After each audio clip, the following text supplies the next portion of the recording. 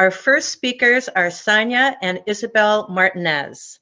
Sonia moved to Minnesota from Illinois with her husband and 2 daughters in 2013. She became interested in birding after attending some of the awesome free programs offered through the Minnesota State Park system.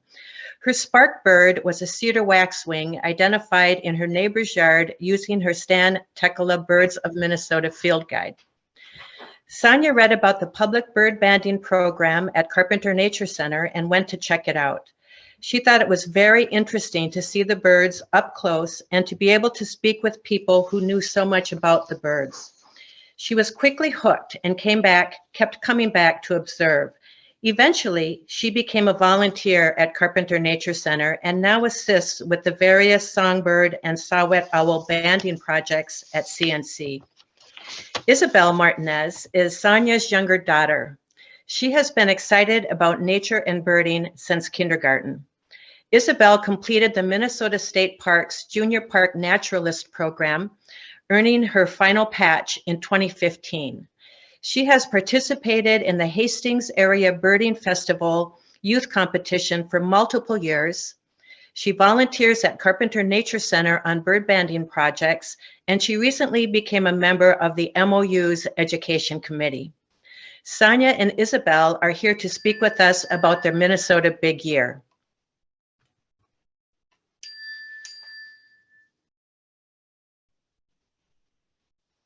Morning, everyone. Thank you, Susan. I'm Sonia Martinez, and I'm excited to be speaking today. I've been attending spring primers for a few years now, and I can always count on having some entertaining presentations and learning something. And I actually want to give a shout out to Christina Dexter-Niehaus. Last year, when you did your presentation, one of your slides was titled "Never Not Be Birding." And I just love that. It quickly became a mantra for me, and my girls and I still say it to each other all the time. And it's definitely the mindset that you need if you're going to be doing a Minnesota Big Year, which is what I'm here to talk about today. Let me get my presentation up.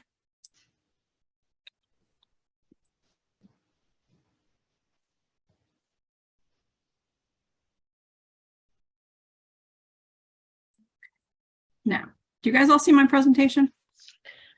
I do. It's in standard deck mode. It's not in presentation mode yet. There we go. Okay. Yep, you're good. So what made us decide on this goal? It's the birding goal that my daughter Isabel and I set for ourselves for last year.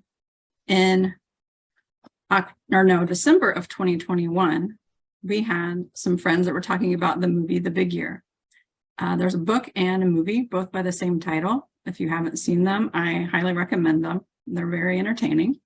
But we were talking about the movie, and I realized that Isabel hadn't seen it yet. So we made sure to watch it in the next couple days. And we were so excited while we were watching the movie, and the end credits are rolling. And we're like, oh, we've seen that bird. Oh, we've seen that one. And I looked at Isabel and I said, we should do a Minnesota Big Year next year. And so we talked it over in the next few days and decided that we were really going to give it a try.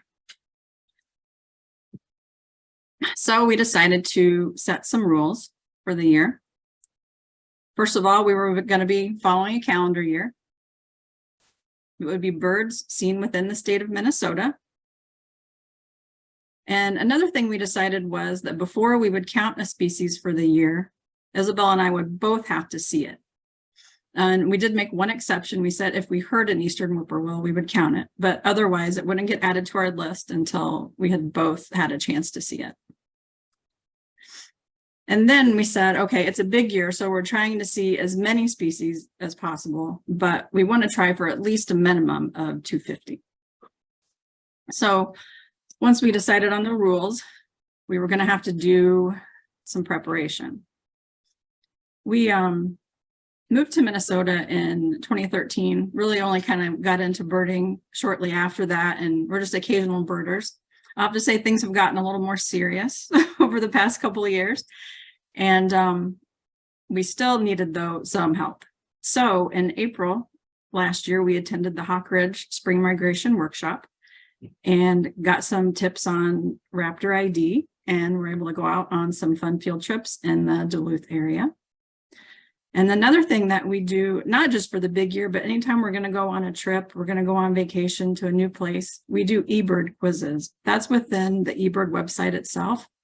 I highly recommend those. You can pick where you're going to be and what time of year you're going to be there.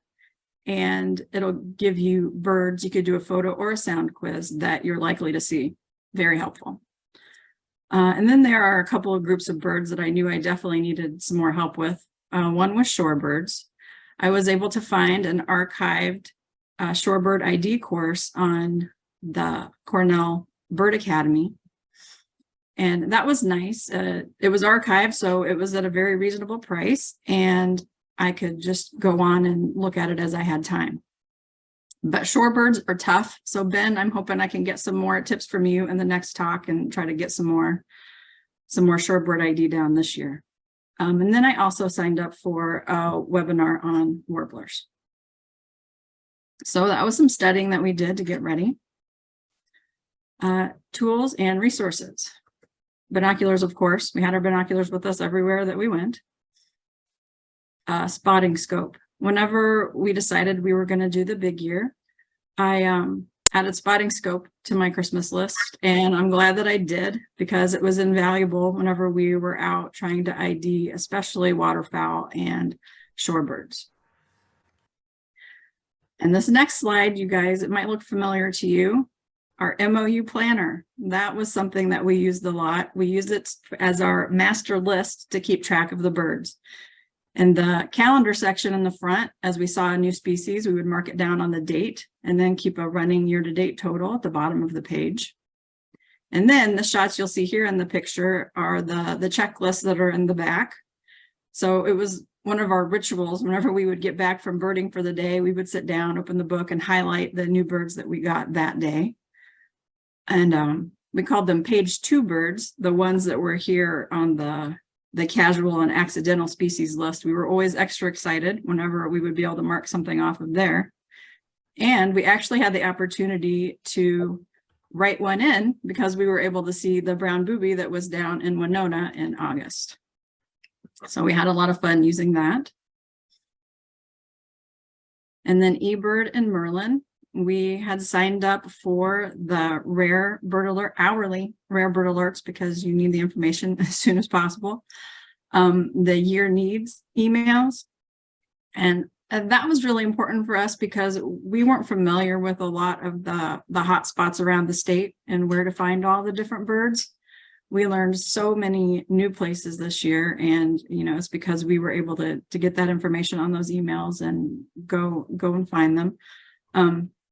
Another thing that made us, feel good about our progress as we were going is that year needs alert email. The beginning of the year, you're scrolling and scrolling. It's so long. I would even export it into Excel and try to go through and sort and see what we can go find. But as the year went on and we were checking more birds off of our list, that email got shorter and shorter. So that made us feel like we were making progress. And I think probably the most important tool that we had was other birders. Birders, when you're in the field, they're always so helpful to help you find the bird that they're looking at, give you tips as to where they've seen, certain species. We had friends that knew we were doing the big year, so if they would see a species that they thought we didn't have, they would reach out right away. So we couldn't have accomplished our goal if we wouldn't have had the help of other birders. So that was kind of the prep that we did. So now the fun stuff, our adventures. Here's a few shots that Isabel was able to get during the year. The Virginia rail, I'd like to note, that's up in the top corner. That is the one that spent last winter in Old Cedar Avenue Bridge. And I think we made at least 5 trips there to try and find this bird. We tried different times of day. We would go, on a Saturday afternoon. We'd make a trip after work. We even got up super early one day so we can go and try to find it before Isabel had to be at school. So persistence paid off. On March 10th, we were finally able to locate it. And then, of course, you see Virginia rails everywhere after that. That's what would always happen. And then the same with the Bell's Vireo. We went a few places to try to find Bell's Vireo. and made a couple trips to Great Cloud Dunes and Cottage Grove, and we're finally able to see it. We heard it a lot, but to see it took us quite a few tries.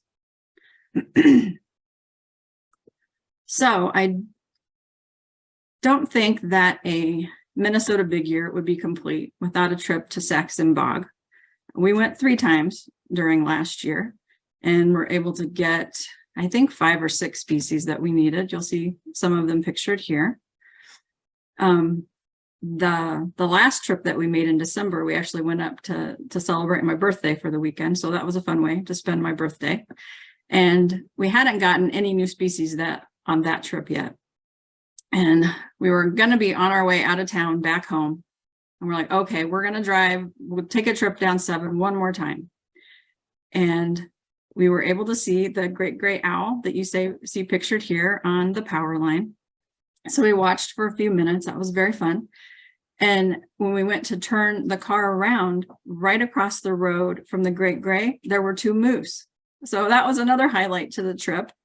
We'd never seen moose before in the wild. So Sax-Zim Bog, that's always a fun place to go. You never know what you're going to see. A new place that we went to last year was the North Ottawa Impound. We made a couple of trips there. We were able to pick up, I think, 5 new species during our trips there. One of them is the American avocet, which is a bird Isabel has been wanting to see for a couple of years. So it was fun to get that one. But I think the most impressive, amazing thing while we were there was during our first trip, the number of snow geese. There were thousands of snow geese. I'd never seen a flock of birds that was that big before. So that was something new. And we really like making trips out there. Then when we decided that we were going to do a big year, we for sure wanted to try to get greater prairie chicken. We went Memorial Day weekend last year. I saw online that Bluestem Prairie SNA had chicken blinds that you could go and see, observe the birds on the lek. So we made a trip out there, drove straight out so we would know where we were going, because when you go to the blinds, you have to be there before sunup. So we wanted to make sure we knew where we were going.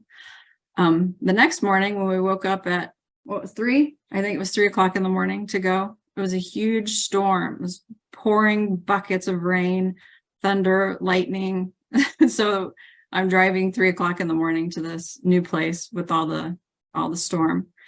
And then we actually had to wait in the car for a while because of the lightning. But we eventually made the hike out to the blind. And we're able to watch the prairie chickens for a few hours. And we did get some other grassland species while we were there, including a LeConte sparrow. Then in June, the beginning of June, Mike Osmond reported that he had a black-throated sparrow in his yard. Thank you, Mike, for allowing visitors to come. It's kind of a far drive for us from Cottage Grove, but on June 3rd was actually Isabel's last day of middle school. And so when she got home from school, I said, so what are we going to do? How do you want to celebrate? And she said, well, I think it would be pretty cool if we went to go see that black-throated sparrow. So we decided that would be how we celebrated. I contacted Mike to make sure it was okay that we were able to come to his house. So we were able to see within a few minutes of arriving the bird. So there are some shots that we got. And then we had a little bit of an adventure on the way home. I guess I was speeding on the way home and ended up getting pulled over by a sheriff. And he looked at my driver's license and said, what are you doing all the way out here? And so I'm like, oh, well, we came to see the black-throated sparrow. It's a rare bird that's been reported. Have you ever seen one? Would you like to see a picture? So I showed him a picture of the black-throated sparrow, and we had a nice chat about birds. And then I got away with a warning, luckily. So that was an exciting end to our trip to see the black-throated sparrow. A month later, Russell Stewart reported an acorn woodpecker in his yard. So thank you, Russell, for reporting it and allowing people to come visit. Now, that day, we were actually helping out with the banding project at Spring Lake Park. And we were just waiting. And so it was time to pack up the nets. We drove home, picked up my other daughter, Yossi, and my husband, Jesus, and we all jumped in the car and drove up together. There were lots of birders there at the time, and we all got to see the nice acorn woodpecker, lots of mosquitoes there as well to greet us. So after that trip, we stopped at the Lazy Bear Grill in Varnum to celebrate with a piece of lifer pie. If you're not familiar with lifer pie, if you see a new species that you've never seen before, you get to add it to your life list, then you can celebrate with a piece of pie. At the beginning of the year, and maybe I should have put this on the rules slide, Isabel and I decided that would not be a good idea to get lifer pie for every lifer we got this year, because we knew that we were going to be seeing a lot of birds. But we made an exception. We thought it was pretty special that the acorn woodpecker had made an appearance. And then there was a summer tanager that had been reported over several weeks at the Tamarac National Wildlife Refuge. The first time that we tried to go was we had made a trip to North Ottawa Impound. And so we said, well, we're already here. We might as well drive up and see if we have any luck. We hiked around for a couple hours that day, weren't able to find it. But we decided on July 9th that we would give it another try. So we made our second trip out and had some luck this time. You'll see the pictures here. Another mosquito-y day. I think we had our mosquito head nets on this time. And it's another wonderful place that we hadn't been to before that we'll have to be sure to go back to. So that's some of our adventures, not all. I would have you guys here all morning if we talked about everything. As I said, we saw so many wonderful new places. But I'll give you a few numbers here. So I said in the beginning that our goal was a minimum of 250. We met that goal on October 15th with a surf scoter at Bald Eagle Lake in Ramsey County. For the whole year for Minnesota, we ended up with 259 birds. That last species was a short-eared owl we saw in Steele County. That was another trip where all four of us piled in the car and got to see it. And that evening, there were actually 3 short-eared owls hunting over the field. So that was exciting to see all of them flying around. Kind of a fun thing that we noticed when we were putting together the numbers, our 100th species, which was an osprey, and our 200th species, which was a marsh wren, we saw in the exact same location at Lake Elmo Park Reserve. It was the dock on Eagle Point Lake at Lake Elmo Park Reserve. So we thought that was funny that we made those 2 goals right in the same spot. And so when we looked back at where we had been, we birded in 36 of the 87 counties. And as I said before, it's a good thing we skipped the lifer pie for every lifer, because I ended up with 88 during the year last year and Isabel had 107. So we learned a lot about birds last year as well. We didn't want to make it sound like we found everything that we were looking for, because we definitely didn't. We picked here a few that we really wish we would have been able to find. The cinnamon teal, I think it's a year ago this weekend that it was reported. And we were actually on our way home from that first trip to North Ottawa Impound when the cinnamon teal came through, I think on eBird, but we were already too close to home to turn around. And it ended up sticking around for a week, and we were able to make a trip out there to look for him. But that ended up being the first day that it wasn't reported. So we just missed it. Maybe this year. Yellow-billed cuckoo. There were several reported around in our area, and we went many times, didn't have any luck. But then we went to visit my family in Illinois in August, and I feel like we saw them everywhere that we went. So we definitely got yellow-billed cuckoo last year, just not counting towards our Minnesota big year. And then I don't know if you remember the beginning of 2022, it seemed like there were white-winged crossbills everywhere. People were reporting them. And we would see reports and go try to find them. And again, we were just wrong place, wrong time. We never were able to find them. And then we kind of had the same feeling in fall migration with black-throated blue warblers. We looked for them in several places that were reported also with no luck. So we're hoping that in 2023, maybe we will pick up some of these species. So some final comments, and you can see here a shot of our final new bird for the year. Respect the birds. Whenever you're going to search for a rare bird or one that you've been looking for, and you finally find it, like you're so excited and you want to see it and get as close as you can and take great pictures. But I think it's important to remember that the birds aren't there just for my entertainment, for me to find. They're, trying to survive and live. So I think it's important just to respect them and give them their distance. Be careful. This is a warning. If you decide to do a big year, it can develop into an obsession. You're constantly looking to see what species you still need, where you can go find it. And I have to say that in January, once the big year was over, it was kind of hard to get back to normal life. You're still kind of thinking in the back of your mind, like, I should be out birding somewhere. What could I find? And you can't be everywhere at once. That is a lesson that we learned. You plan a trip somewhere with some target species you want to find, and then there's a bird you need that gets reported halfway across the state. It's frustrating, but you have to remember that you can't be everywhere at once. A word of encouragement: you don't have to be an expert. We are not, and I feel like, had a very successful year with 259 species. You can study, you have other people that can help you.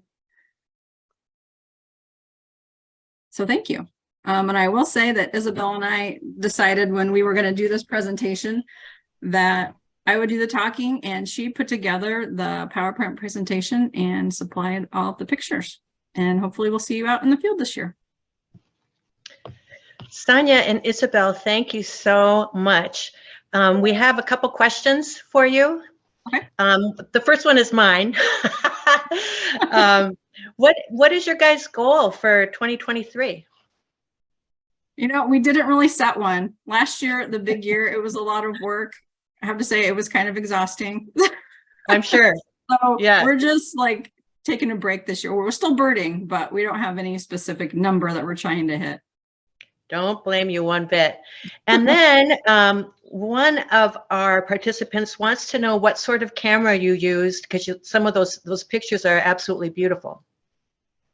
Yeah, I'm not sure what camera I have. It's a Lumix, right? A Lumix, yeah. I got it for my birthday in June, and I was able to kind of figure it out along the way and try to get better pictures as the year went on.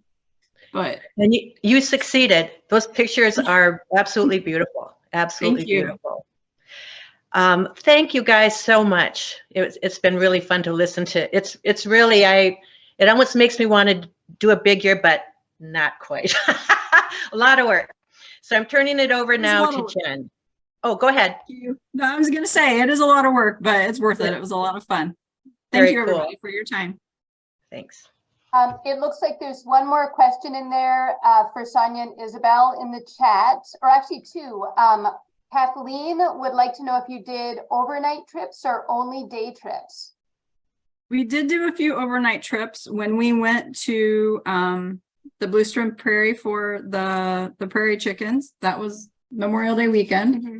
We actually took an overnight trip up to Koochiching County, but we didn't get the birds we were looking for, so we didn't talk about that one very much during the presentation, but it was one of the counties that we had on our chart. And then a couple of overnight trips in the bog. So yeah, we had a few.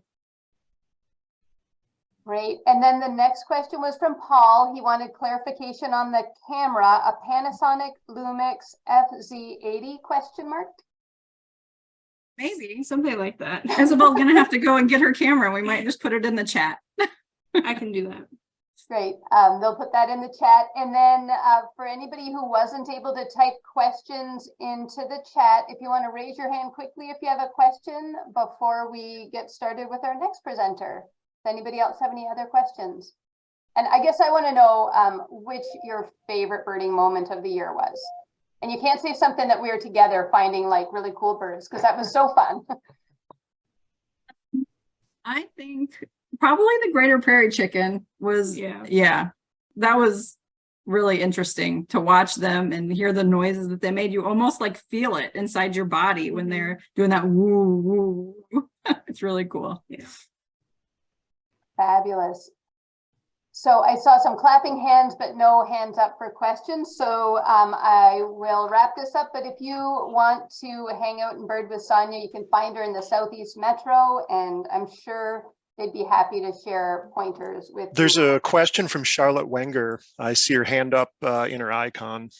Oh, great. Charlotte, do you want to unmute and ask your question? Yes, I wanted to ask how did it go with the two of you going out together? Did it bring you closer? Did you enjoy going out and doing this together? We do bird a lot together, but there are definitely some tense moments. You can ask my other daughter, Yossi, who was witness to some of them. Especially because we said we both have to see them, right? So if you're looking at the bird and the other one is not seeing it, it could get a little tense, but you know, in the end, it's all good. Yeah. We are birding partners almost all of the time. So I just can't wait until she can drive, because I did a lot of driving last year. Thank you, Charlotte. All right, wonderful. Thank you both so much. And we want to extend a huge welcome to Isabel, being our youngest MOU board committee member ever. So we're really excited to bring the youth voice to MOU's leadership, especially to the program committee. So look for more from Isabel in the future. And thanks for volunteering, both of you.